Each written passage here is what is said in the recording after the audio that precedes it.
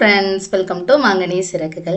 இன்னைக்கு வந்து Thursday vlog தான் பார்க்க போறோம். சோ காலையில பசங்க எல்லாம் ஸ்கூலுக்கு போயிட்டாங்க. மத்தியானம் லஞ்சுக்கு வந்து இன்னைக்கு வந்து குடல் வாங்கிட்டு வந்திருந்தோம். சோ அத தான் வந்து இன்னைக்கு குடல் சூப் மாதிரி வைக்கலாம்னு இருக்கோம். எங்க ஊர் பக்கம்லாம் வந்து சூப் வைப்பாங்க கடலை பருப்பு போட்டு. சோ அந்த மாதிரி தான் வைக்கலாம்னு இருக்கேன். அது போக வந்து எக்ஸ்ட்ரா கொஞ்சம் சிக்கனும் அப்புறமா கோட் லிவரும் வாங்கிட்டு வந்திருந்தேன். ஸோ அதையும் வந்து பெப்பர் ஃப்ரை மாதிரி பண்ணலாம் அப்படின்னு. இன்றைக்கி வந்து அண்ணன் தான் சமையல் பண்ண ஸ்டார்ட் பண்ணியிருக்கு. என்னென்னா ஏதோ உப்பு கறி திறக்கல் பண்ணுறேன் அப்படின்ட்டு.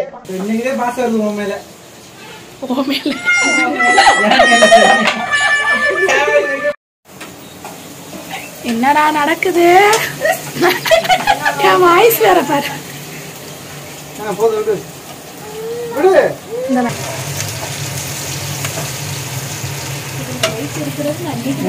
இப்படி இந்த பக்கம் வா. இந்த பக்கம்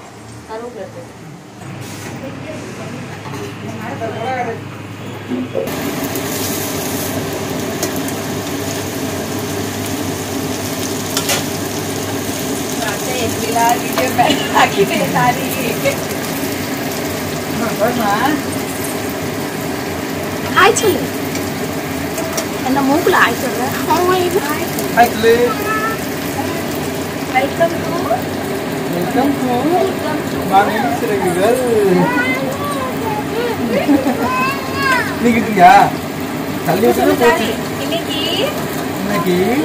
நம்ம வந்து என்ன பண்றோம்னா சிக்கன் சுக்கா.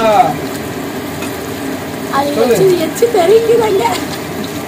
ஊத்துது சொல்லு. சுக்கா.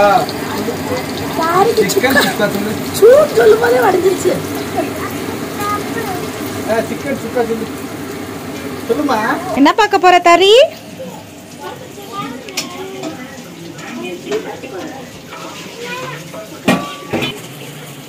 இப்ப என்ன பண்றே? சிக்கன் போட போறோம். சிக்கன் சுக்காக்கு வந்து கடாயில் எண்ணெய் ஊற்றிட்டு சின்ன வெங்காயம் கொஞ்சம் நிறைய போட்டுட்டு அதுக்கப்புறம் காஞ்ச மிளகாயும் போட்டுட்டு, காஞ்ச மிளகாய் மட்டும்தான் இதுக்கு காரமே, வேறு எதுவும் நம்ம சேர்க்குறது கிடையாது. அதுக்கப்புறம் சிக்கன் போட்டுட்டு நல்லா மிக்ஸ் பண்ணி விட்டுட்டு கடைசியாக கொஞ்சம் உப்பு மட்டும் போட்டுட்டு மீடியம் ஃப்ளேம்லேயே வச்சிடணும். தண்ணியெல்லாம் ஊற்ற தேவையில்லை. அதுலேருந்தே தண்ணி பிரிஞ்சு வரும்ல, அதிலே வந்து வெந்துடும்.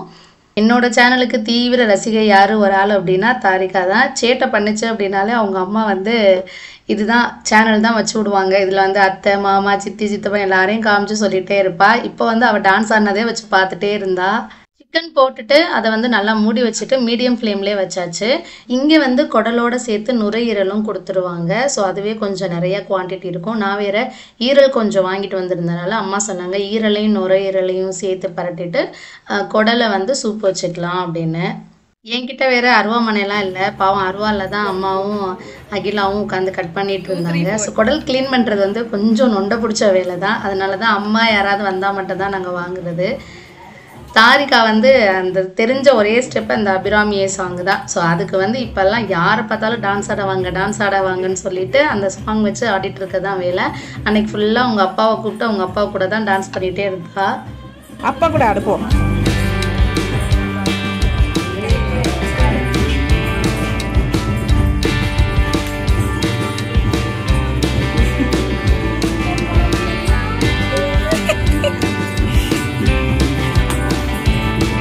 இன்றைக்கி வந்து லிவர் கூடவே கொஞ்சம் அந்த சுவரட்டியும் வாங்கிட்டு வந்திருந்தேன். எங்கள் ஊர் பக்கம்லாம் சுவரட்டியில் வந்து உப்பு மஞ்சத்தூள் மிளகாத்தூள்லாம் போட்டுட்டு விறகு அடுப்பில் சுட்டுட்டு சாப்பிட தருவாங்க. சூப்பராக இருக்கும். அது ரத்தம் விடுறதுக்கு நல்லது அப்படின்னு சொல்லுவாங்க.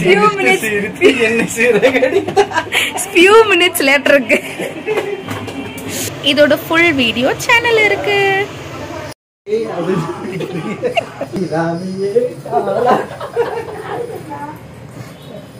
கிளீன் ஆடுனே.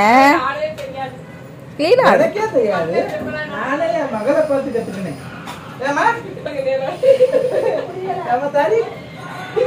எப்படிமா சொல்லி கொடு அப்பாக்கு. எப்படி சொல்லி அப்பாக்கு சொல்லி கொடு.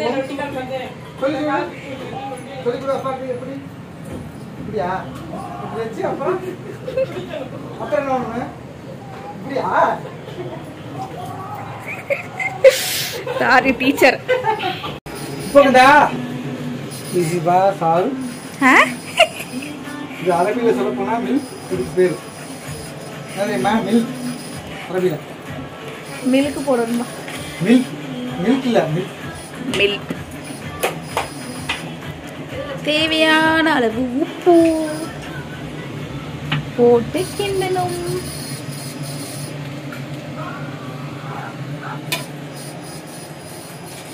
அப்புறம் பார்த்தீங்கன்னா நல்ல ரெட் கலராக வந்துடும் இப்போதைக்கு இந்த மூடியை வைக்க நல்ல தண்ணி வரணும் சிம்ல இருக்கணுமா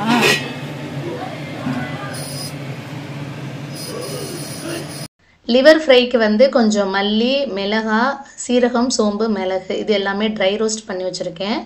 இதை வந்து நம்ம மிக்சியில் அரைச்சிட்டு லாஸ்ட்டாக வந்து நம்ம லிவரில் போட்டு கிண்டணும்.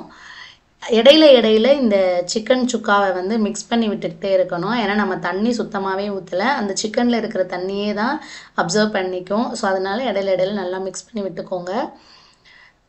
நல்லா வெந்ததுக்கப்புறமா கடைசியாக கருவேப்பிலையும் கொத்தமல்லியும் மட்டும் போட்டுட்டு இறக்கிற வேண்டியதான். ஸோ ரொம்ப சிம்பிளான இன்க்ரீடியன்ட்ஸ் தான் இதுக்கு. மெயினாக சின்ன வெங்காயம் நிறைய போடணும், அதுக்கப்புறமா வந்து காஞ்ச மிளகாய் நிறையா போடணும். ஸோ இந்த காஞ்ச மிளகாயோட ஃப்ளேவர் வந்து அதில் நல்லா இறங்கி அந்த கலர் கூட ஒரு ரெட் கலர் மாதிரி வருது ஃபைனலாக. கடைசியாக வந்து நமக்கு லிவர் மட்டும் நல்லா வேகணும், நல்லா வெந்து கொஞ்சம் காரமும் சுருக்குன்னு இருக்கணும். அப்போ தான் அந்த லிவரோட பச்சை ஸ்மெல் அடிக்காமல் இருக்கும். குடல் சூப்புக்கு வெறும் 1 கப் அளவுக்கு கடலைப்பருப்பு மட்டும்தான் எடுத்துக்கணும். கடலைப்பருப்பை நல்லா கழுவிட்டு இது கூடவே வந்து நம்ம குடல், அப்புறமா வந்து வெங்காயம், தக்காளி, பச்சை மிளகா, இஞ்சி பூண்டு பேஸ்ட்டு, கொஞ்சம் உப்பு, மஞ்சத்தூள் எல்லாமே போட்டு நம்ம குக்கரில் வேக வச்சிடலாம். இது வந்து ஒரு 4-5 விசில் நல்லா வரணும். ஏன்னா குடல் வந்து நல்லா வேகணும்ல, அதனால ஒரு 5-6 விசில் வச்சு எடுத்துக்கணுன்னா கூட நல்லாது. அப்போ தான் வந்து கொஞ்சம் சாஃப்டாக வெந்திருக்கும். இது வந்து இந்த வயிறெல்லாம் எரியுதுன்னு சொல்லுவாங்களே, வயிறு வெந்து போன மாதிரி இருக்கும், அதுக்கெல்லாம் வந்து ரொம்ப நல்லதுன்னு சொல்லுவாங்க. குழந்தைங்களுக்கெல்லாம் கொடுக்குறது வந்து ரொம்ப நல்லதுன்னு சொல்லுவாங்க. இது வந்து வீட்டில் பெரியவங்க மட்டும்தான் சாப்பிடுவோம். சம்ருத் சம்மிக்கு வந்து சுத்தமாக பிடிக்காது. அவங்களுக்கு வந்து இந்த கால் சூப்பு, தலைக்கறி, இந்த போட்டி இது அதெல்லாம் சுத்தமாகவே பிடிக்கிறது கிடையாது. நாங்களும் ட்ரை பண்ணுவோம் கொடுக்குறதுக்கு, அவங்களுக்கு இஷ்டம் இல்லை. அதனாலே அவங்களுக்கு தனியாக சிக்கனு அந்த மாதிரி எதுனா வச்சு கொடுத்துரு. இதில் வந்து சூப் மட்டும் எடுத்துக்குவாங்க, அந்த குடல்லாம் எடுத்து சாப்பிட மாட்டேங்கிறாங்க.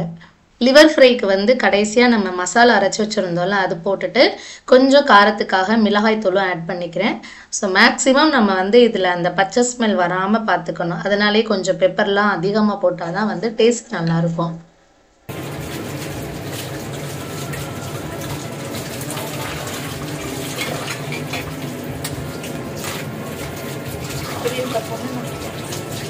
எப்படி இருந்த பொண்ணு என்ன இருந்தாலும் சின்னதை கழுவி தானே ஆகணும்.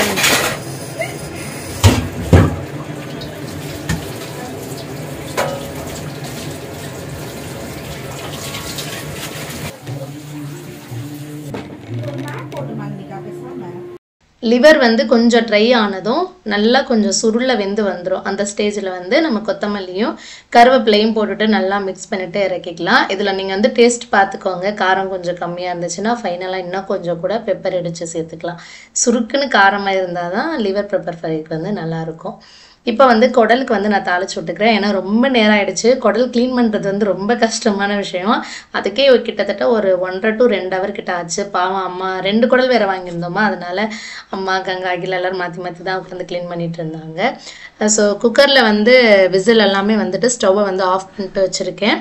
அதுக்குள்ளே வந்து இங்கே நம்ம சூப்புக்கு தாளிச்சு விட்டுட்டோம் அப்படின்னா ப்ரெஷர் போனதுமே எடுத்து இங்கே ஊற்றிக்கலாம் அப்படின்னு. நார்மலாக வந்து சோம்பு, சீரகம், மிளகு, வெங்காயம், தக்காளி, இஞ்சி பூண்டு பேஸ்ட்டு, பச்சை மிளகா, கருவேப்பிலை இது எல்லாமே போட்டு நல்லா வதக்கிட்டு இது கூடவே வந்து மஞ்சத்தூளும் உப்பும் போட்டு வதக்கியிருக்கேன்.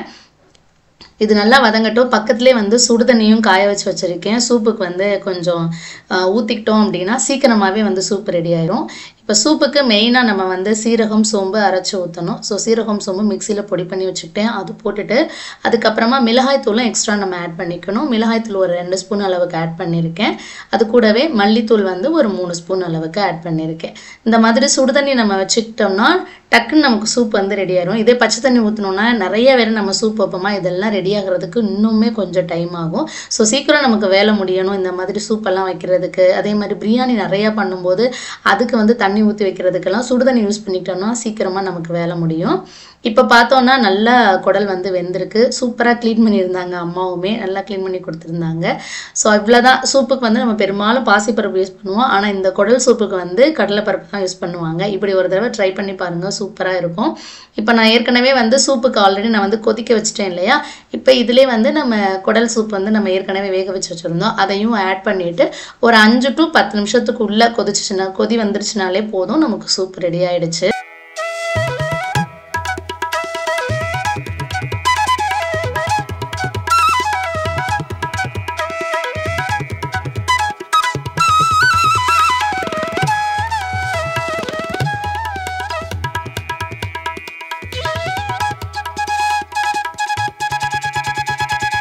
இன்னைக்கு வந்து கொஞ்சம் லேட் ஆயிடுச்சு சாப்பாடு செய்கிறதுக்கு. அகிலாவும் அம்மாவும் தான் வந்து பசங்களை ஸ்கூலுக்கு கூப்பிட்றதுக்காக போவாங்க.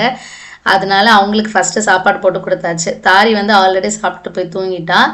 ஈவினிங் போல் சரி ராயன் மூவிக்கு போகலாம் அப்படின்னு சொல்லிட்டு கிளம்பி இங்கே பக்கத்துலேயே தான் வந்தோம்.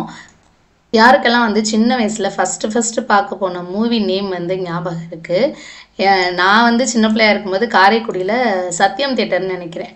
ஸோ அங்கே தான் வந்து எங்கள் அப்பா ஃபஸ்ட்டு கூட்டிகிட்டு போனாங்க. மூவி வந்து பொற்காலம், முரளி மீனா அவங்க நடிச்சிருப்பாங்களே, ஸோ அந்த படம். அதுக்கு தான் ஃபஸ்ட்டு மூவி எனக்கு விவரம் தெரிஞ்சுட்டு பார்க்க போனது. அந்த படத்துக்கு போயிட்டு நல்லா அழுது வீட்டுக்கு வந்தோம். அந்த மாதிரி இருந்துச்சு. சூப்பர் படம் அது. ஸோ அந்த மாதிரி யாருக்கெல்லாம் ஃபஸ்ட்டு படம் பார்க்க போனது தியேட்டருக்கு அப்படின்னு ஞாபகம் இருந்தால் சொல்லுங்கள். அதே மாதிரி ஆஃப்டர் மேரேஜ் ஃபஸ்ட்டு இங்கே பெங்களூர் வந்துட்டு மூவி கூட்டிகிட்டு போனது வந்து ஓரியன் மாலில் தான் கூட்டிகிட்டு போனாங்க. அது ஏதோ ஒரு த்ரில்லர் மூவி, எனக்கு மூவி நேம் வந்து ஞாபகம் இல்லை.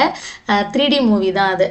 அதுவும் ஃபுல் இங்கிலீஷ் மூவி. ஃபஸ்ட்டு நம்மளுக்கே இங்கிலீஷ் வந்து அரைக்குறையாக தான் தெரியும். அப்போ வந்து போயிட்டு அதுவும் ஏசி கோச்சு, எனக்கு தூக்கமாக வருது. 3D கண்ணாடி வேற கொடுத்துட்டாங்க. நான் பாட்டுக்கு கண்ணாடியை போட்டுட்டு தூங்கின ஆள் தான். அப்புறமா இவர் எழுப்பி கேட்டார், கதை ஏதாவது புரிஞ்சா அப்படின்னு. பார்த்தா தானே புரியும் அப்படின்னு சொல்லிட்டு இருந்தேன். ஸோ ஃபஸ்ட்டு இந்த மாதிரி மூவி வீட்டுக்கு ரிட்டர்ன் வந்துட்டோம். அவ்வளோதான் ஃப்ரெண்ட்ஸ், இதோட நம்ம விளாக் முடியுது. நம்ம விளாக் பிடிச்சிருந்துச்சு அப்படின்னா மறக்காமல் நம்ம சேனலை லைக் பண்ணி சப்ஸ்கிரைப் பண்ணி வச்சுக்கோங்க. அப்படியே அந்த பெல் ஐகானை கிளிக் பண்ணிடுங்க. அப்போ தான் நான் அப்லோட் பண்ணுற வீடியோஸோட நோட்டிஃபிகேஷன்ஸ் எல்லாமே உங்கள் மொபைலுக்கு வரும். நான் இன்னொரு வீடியோவில் உங்கள் எல்லாரையும் சந்திக்கிறேன். அது வரைக்கும் நன்றி.